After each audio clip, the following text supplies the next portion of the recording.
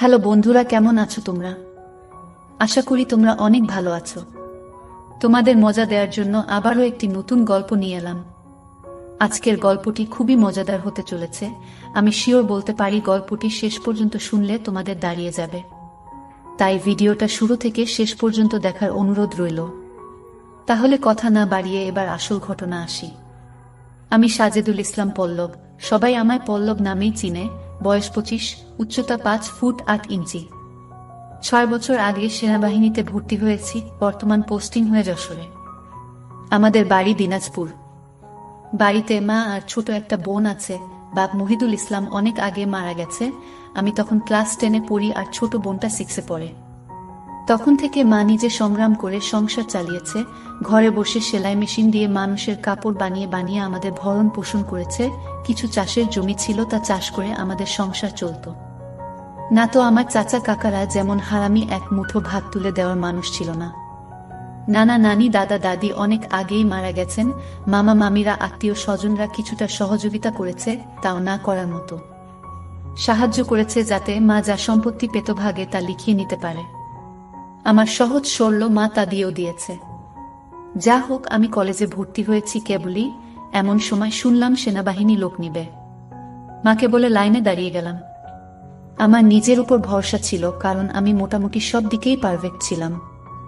যেমন উচ্চতা তেমন বডি। মা বলে আমি আমার নানা মামাদের মতো হয়েছি, ঠিক পালোয়ান।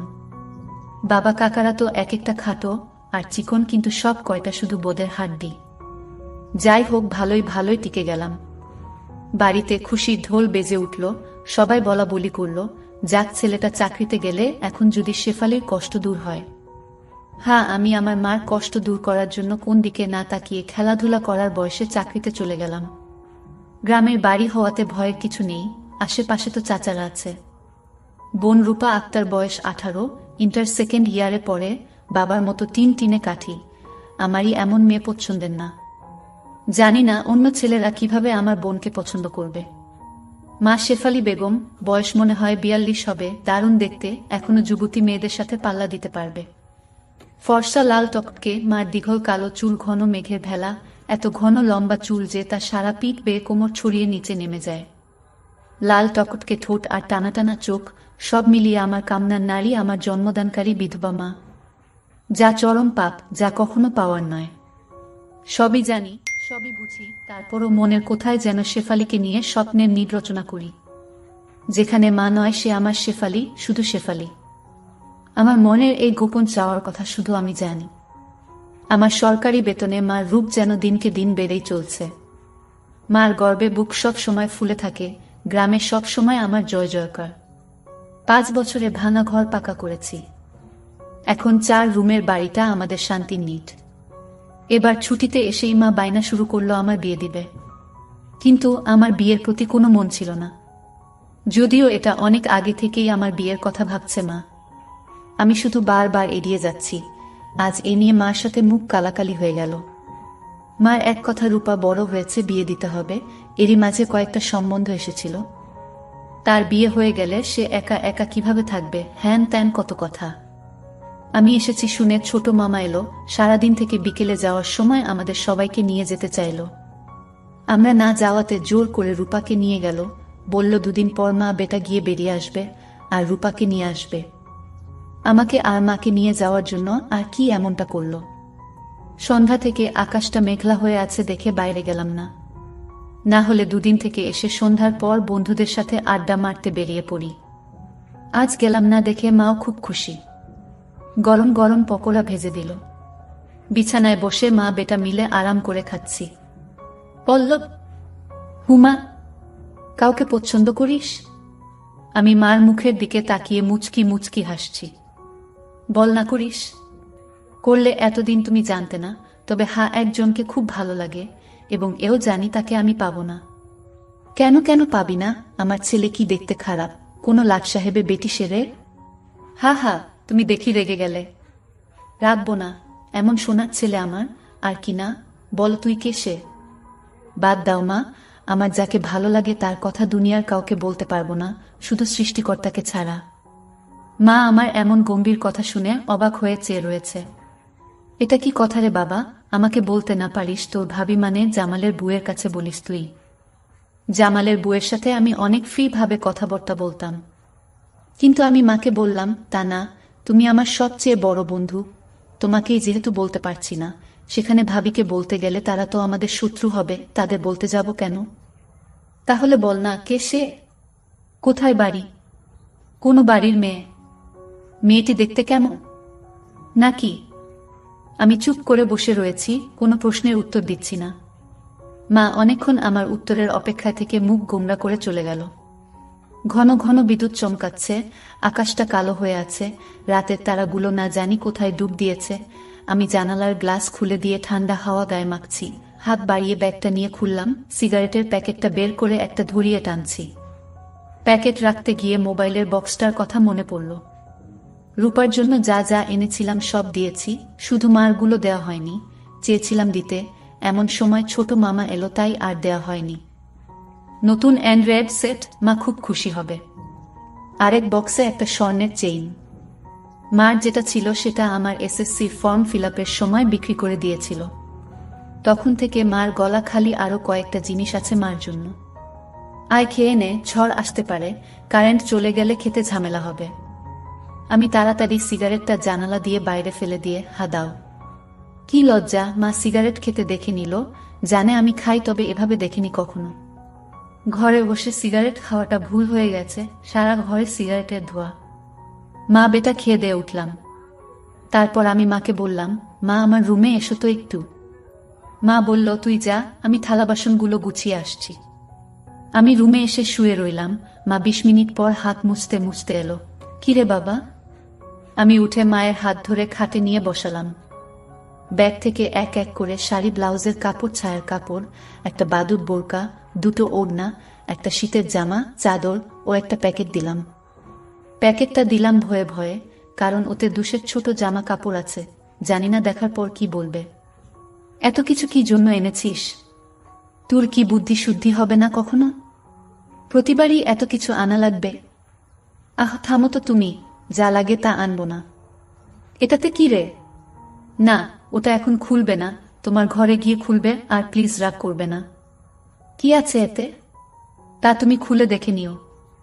আর হ্যাঁ, আরো কিছু আছে, এই বলে মোবাইলটা দিলাম। একটা থাকতে আরেকটা এত দামি মোবাইল? তোমার চেয়ে কোনো কিছু দামি নয় আমার কাছে, এই বলে গালে একটা হামি দিলাম। মাও আমার কপালে হামি দিল। চোখ বন্ধ করো তো। কেন রে? আহ করো না একটু। মা হেসে দিয়ে চোখ বন্ধ করল। আমি চেইনটা মার গলায় পরিয়ে দিলাম। এখন চোখ খুলো মা। মা চোখ খুলে স্বর্ণের চেইনটা দেখে হুহু করে কেঁদে দিল। না মা, না, কাঁদবে না, প্লিজ মা, কেঁদে না, তোমার মুখে হাসি দেখব বলে নিয়ে এসেছি, সেখানে তুমি যদি কাঁদো তাহলে আমার খুব কষ্ট হবে মা। না রে বাবা, কাঁদছি না, তুই বুঝবি না এটা কিসের কান্না। খুশি হয়েছ মা? হারে বাবা, অনেক খুশি হয়েছি, এই বলে মা দাঁড়িয়ে আমাকে ধরল। আমি তো কেঁপে উঠলাম, মা কখনো এভাবে আমাকে ধরেছে বলে মনে হয় না। কি নরম, কি সুন্দর ঘ্রাণ, দুটো আমার বুকে পিষ্ট হচ্ছে। মা অনেকটা খাটো হওয়াতে তার মাথাটা আমার থুতনির নিচে, চুল থেকে সুবাস এসে নাকে লাগছে। নাক মুখ ডুবিয়ে দিলাম চুলে। ধীরে ধীরে আমার ওটা শক্ত হচ্ছে।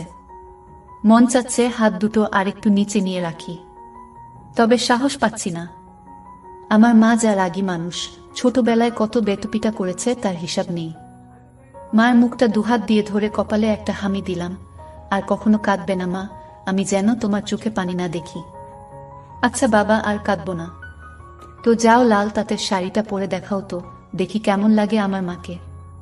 যা পাগল, আমি বিধবা মেয়ে লোক, এমন লাল টপকে শাড়ি পরলে মানুষে কি বলবে? কে কি বলল তাতে তোমার কি যায় আসে? আর এখানে মানুষ আসবে কোথা থেকে?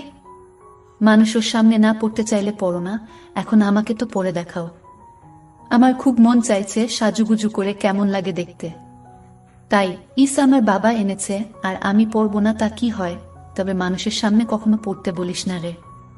ঠিক আছে মা, আমি শুধু আমার সুন্দরী মাকে দু চোখ ভরে দেখতে পেলেই হলো। যা দুষ্টু, মাকে কেউ সুন্দরী বলে? হা হা হা, তাই? তাহলে কি বলবো গো? তুই জানিস কি বলবি। বেয়াদবি নিও না, প্যাকেটে যা আছে তাও পড়ো। কি আছে রে এতে? যা খুলে দেখো। মা চলে গেল। আমি পিছন থেকে তার পাছার দোল দেখে মুগ্ধ হয়ে গেলাম। এ মহিলার কি কখনো যৌবনে ভাটা পড়বে না? প্রায় 15 মিনিট পরে মা এলো। অসম্ভব, একাকে দেখছি আমি। এতদিন এক পেরে শাড়িতে যে মাকে দেখেছি তার সাথে এই মহিলার কোনো মিল নেই। কি সুন্দর, অতুলনীয়, গর্জিয়াস, যতই উপমা দিই না কেন কম পড়ে যাবে। মা দরজার কাছে দাঁড়িয়ে আছে, আমি বিছানার পাশে হাঁ করে দাঁড়িয়ে আছি। মা ভীষণ মায়াবী করে হেসে চোখের ভ্রু উঠানামা করে জানতে চাইলে, কি কেমন? আমি ধীরে ধীরে মার সামনে গিয়ে দাঁড়ালাম। কি রে, কেমন হয়েছে? দারুণ মা, খুব সুন্দর, মনে হচ্ছে অ্যাঞ্জেল। যা দুষ্টু, মাকে এমন কমপ্লিমেন্ট দিতে হয়? আমার 10 পাস মা যে এমন কথাও বলতে পারে জানা ছিল না। সরি মা, বলে হাত ধরে বিছানায় নিয়ে বসালাম। আমি নিচে বসে মার কোলে মাথা রাখলাম। তুমি সব সময় এমন ভাবে থাকতে পারো না মা? মা আমার মাথায় চুলে হাত বুলিয়ে দিয়ে, কি পাগলের মতো বলছিস? মানুষে দেখলে কি বলবে? তাহলে বলো, আমি যে কয়দিন থাকবো সে কয়দিন এমন করে সেজে থাকবে? কেন রে? আমার খুব ভালো লাগে মা। পাগল, আচ্ছা থাকবনি। আমি মুখ উঠিয়ে মার মুখের দিকে তাকিয়ে, ওগুলো পড়েছ মা? যা শয়তান, কিছু তো শরম কর। মার জন্য কেউ এসব আনে?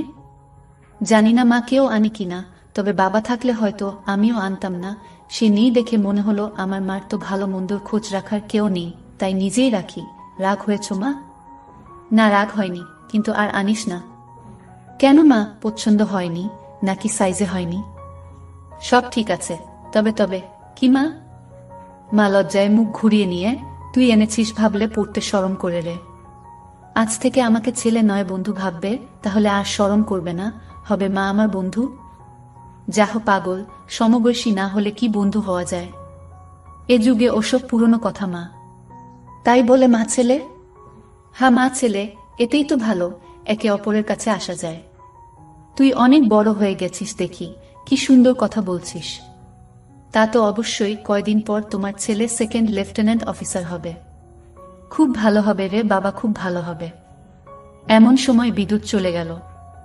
মোবাইলটা জ্বালাতো পড়ল, দেখি চার্জার বাতিটা কোথায় আছে। থাক না মা এমন, কি সুন্দর তোমার কোলে শুয়ে আছি। জানো মা, পাহাড়ি এলাকায় একা একা পোস্টে ডিউটি দেওয়ার সময় এমন স্বপ্ন রোজ দেখি। প্রতিদিন মনে হয় তোমার কোলে শুয়ে একটু যদি। ঠিক আছে, এমনই থাক, তোর যত মন চাই। ধন্যবাদ মা। আজ আমার পাশে ঘুমাবে একটু? কেন রে? মন চাচ্ছে তোমাকে ধরে ঘুমাতে। ঠিক আছে, যা সদর দরজাটা বন্ধ করে ঘরগুলোতে ছিটকানি লাগিয়ে আয়। আমি উঠে মার গালে চুমু দিয়ে লাফাতে লাফাতে চলে গেলাম। আজ আমার খুশি ধরে না, কিছু হলে হতেও পারে। এক জগ পানি নিয়ে এলাম সাথে করে। এসে দেখি মা শুয়ে পড়েছে। টেবিলে জগটা রেখে খাটের পাশে দাঁড়ালাম। মা দেয়ালের দিকে সরে গিয়ে আমাকে জায়গা করে দিল। বজ্রপাতের আলোতে মার মুখটা মায়াবী মায়াবী লাগছে। খোলা জানালার হিম বাতাসে আমার মনে ঝড় তুলছে। জানি না মার মনে কি চলছে। মনে হচ্ছে মা তার স্বামীকে পাশে শোয়ার জন্য জায়গা করে দিল। মা নতুন বউ, আমি তার স্বামী। দাঁড়িয়ে রইলি যে, শুবি না? হ্যাঁ শুব। মার পাশে শুয়ে পড়লাম, দুজনে মুখোমুখি। আধো অন্ধকারে দুজনে দুজনার দিকে চেয়ে আছি। ঘুমাবি না? তুমি ঘুমাও, আমার ঘুম এত তাড়াতাড়ি আসে না। তাই আয় কাছে আয়, মাথায় হাত বুলিয়ে দিচ্ছি। আমাকে আর পাইকে একেবারে মার বুকের কাছে বুক নিয়ে গেলাম, তবে কোমরটা দূরে রাখলাম। মা একটা হাত সাইডে লম্বা করে দিল, এখানে মাথা রাখো। মা তার হাতের উপর মাথা রাখতে বলছে। আমি সহজ মনে তাই করলাম। নাকটা মার বগল থেকে 3-4 ইঞ্চি দূরে। ভালো মতো দেখতে না পেলেও বুঝতে পারছি যে এর বেশি দূরে নয়, কারণ ঘামের ঘ্রাণ পাচ্ছি। মার বগলের ঘ্রাণেই তো আমার শরীর আনচান আনচান করছে। মার বাম হাতের উপর শুয়ে আছি, মা ডান হাত দিয়ে মাথায় হাত বুলিয়ে দিচ্ছে। এতে করে আঁচল উঁচু হচ্ছে, আর যখনই বিদ্যুৎ চমকাচ্ছে তখনই ওগুলো দেখতে পাচ্ছি। নিজেকে কন্ট্রোল করা মুশকিল হয়ে পড়ছে। কাকে পছন্দ করিস বললি না তো? শুনলে রাগ করবে মা, তাই বলা যাবে না। কেন কেন? এমন কাকে তোর মনে ধরেছে যে শুনলে রাগ করব? বাদ দাও না মা, নিজেকে তোমার কাছে ছোট করতে চাই না, চাই না তোমার মনে কষ্ট দিতে। তোর কথার তো আগা মাথা কিছুই বুঝছি না। নাই বা বুঝলে মা। তোমাকে একটু ধরি? মা হি হি করে হেসে, ধর। কি সুন্দর ঘ্রাণ গো মা তোমার। যা শয়তান। আমি মার এমন আশকারা দেওয়া কথায় সাহস পেয়ে তাকে চিৎ করে দিলাম। মন চাচ্ছে কোমরাটা উপর তুলে দিতে। মুখটা উঁচু করে হামি দিয়ে বললাম, আমি তোমাকে খুব ভালোবাসি মা। মা আমার মুখটা দুহাত দিয়ে ধরে, আমিও তোকে খুব ভালোবাসি রে বাবা। আমার ভালোবাসাটা অন্যরকম মা। কেমন রে? মা ছাড়া আরো অনেক কিছু। কেমন? শুনলে রাগ করবে না তো? আহ বল না, এত পেঁচাচ্ছিস কেন? তুমি আমার ড্রিম গার্ল মা, তাই তো? কি? হ্যাঁ মা, জানি এটা শুনে আমাকে খারাপ ভাবছো, এজন্যই বলতে চাইছিলাম না। আমি তোর মা পল্লব, আর তুই এমনটা কিভাবে ভাবতে পারলি? জানি না মা, শুধু জানি আমি তোমাকে প্রচন্ড ভালোবাসি, তোমাকে ছাড়া কাউকে ভাবতে পারি না। চুপ কর বেয়াদব, এমন কথা বলতে তোর মুখে বাজছে না? সরি মা, এই বলে উপর থেকে উঠে খাট থেকে নেমে পানি খেলাম। মাও বিছানার উপর উঠে বসেছে, বুঝতে পারছি সে অবাক হয়ে আমার দিকে তাকিয়ে আছে। জানালার ধারে গিয়ে দাঁড়ালাম, বৃষ্টি থেমে গেছে, তারপরও আকাশ কালো হয়ে আছে, চাঁদ তারা কোথায় যেন লুকিয়ে গেছে আজ। ঠিক আমার হৃদয়ের মতো চারিদিকে অন্ধকার। এমন সময় কারেন্ট এলো, ঘরটা আলোকিত হয়ে গেল। আমি জানালাটা লাগিয়ে দিলাম, পর্দা ঝুলিয়ে দিয়ে ঘুরে দাঁড়ালাম। মা বিছানার উপর হাঁটুতে মাথা দিয়ে নির্বাক বসে আছে। ফ্যানের হাওয়া মার রেশমি চুলগুলো দোলা দিচ্ছে। মনে হচ্ছে নববধূ বসে আছে। মা মুখ তুলে আমাকে তার দিকে এক মনে তাকিয়ে থাকতে দেখে, এখনে আয়। আমি মার কাছে গেলাম। বস। বসলাম। মা আমার পিঠে হাত বুলিয়ে দিয়ে বলে, এমনটা হয় না বাবা, আমার লক্ষ্মী ছেলে, আমি কিছু মনে করিনি। আমি জানি তোদের বয়সের ছেলেদের ফ্যান্টাসি হয় খালা চাচিরা, তবে মাকে নিয়ে ফ্যান্টাসি রচনা করা একটু বেশি হয়ে যায়। সরি মা।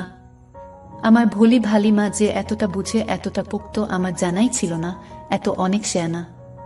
ঠিক আছে, চেষ্টা কর আমার উপর থেকে মনটা সরিয়ে অন্যদিকে নিতে, বিয়েটা করে নে, দেখবি সুন্দরী বউ পেলে মাকে ভুলে যাবি।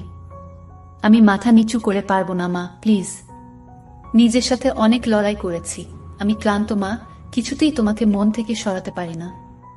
কেন রে, কি এমন পাস আমার মাঝে?